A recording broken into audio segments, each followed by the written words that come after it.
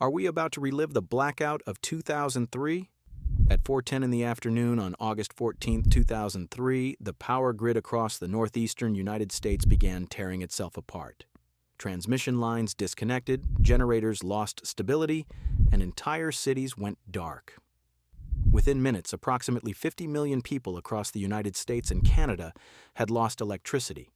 But the most frightening part was that America had not run out of power.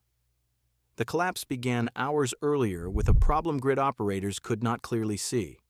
An alarm processing system failed inside a utility control room in Ohio. Operators were still watching their screens, but critical warnings were no longer reaching them.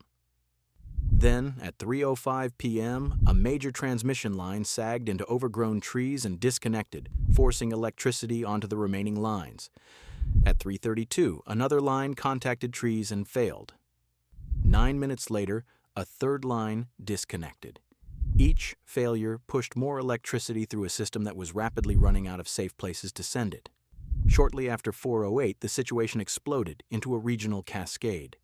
Power surged across overloaded transmission paths, while protective equipment began disconnecting lines and generators to prevent physical damage.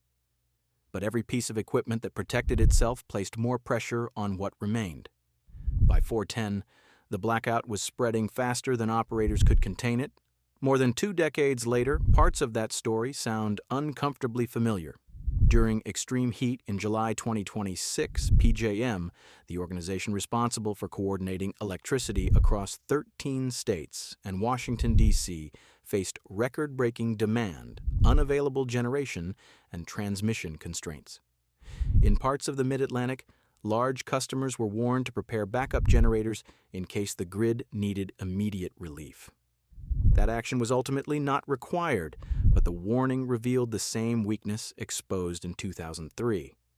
Having enough electricity somewhere does not mean it can reach the place where it is needed. When transmission lines become congested, generators unexpectedly disconnect, and demand continues climbing, the grid loses room to absorb the next failure.